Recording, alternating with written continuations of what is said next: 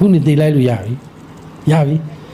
အဲ့တော့သားတို့ဘာလို့ဟိုတလောကသမီးမင်္ဂလာဆောင်လာကြရောငါသိမလားနဲ့နော်လိန်ညာကကုန်တယ်မင်းတို့ဘာမှလည်းလုပ်လို့မရအောင်ငါလည်းဘာမှမပြောနိုင်အောင်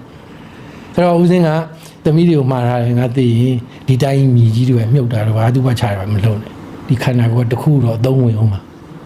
အဲ့ဒါအကြည်လွာတို့ကြောက်ကတ်တို့ဘာတို့ကတည်သွားပြီမင်းခန္ဓာကိုယ်ရဲ့အစိတ်ပိုင်းနဲ့သူ့အချိန်နဲ့သူအလုံးလုံးသေးတယ်တဲ့အဲ့ဒါမင်းတောင်ခွဲဖို့ပေးလိုက်ကွာလို့အခုတည်းကပြင်ဆင်ထားတယ်အဲ့တော့ကလေးရတာရှောက်လာတရားအေးတေး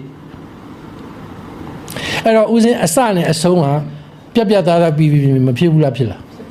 ပြီးပြီလူဖြစ်ကြိုးနတ်တာပေါ့သေးတာတော့လှုပ်သွားသေးတယ်အထက်ပစ္စည်းကိုရော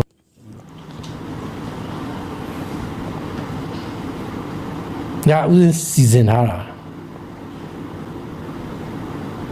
ဒါရောစင်းနေအကုန်လုံးကိုဖြတ်ထားတာခုနကတော့ကြော်ဟင်းဘွားတို့ကပြောမနေနဲ့တော့အများကြီးကြံခဲ့ပြီအခုကနောက်ဆုံးထွက်တဲ့ကူငါ့ကိုလှူလိုက်ဒီခန္ဓာကိုယ်ဘာမှသုံးမရအောင်မင်းတို့ရှုပ်တယ်လေလူတွေခေါ်လိုက်ဖို့ငိုဝယူဝဘာမှလည်းဟုတ်တယ်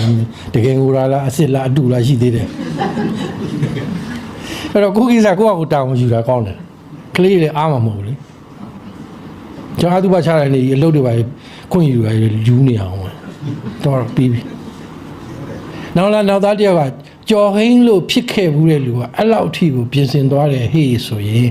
နောက်သားတွေကအတူယူစရာတစ်ခုဖြစ်မသွားခဲ့ဘူးလားဒီတကောင်းတော့ဘာရှိလဲလူဖြစ်တဲ့တန်အောင်နေတာ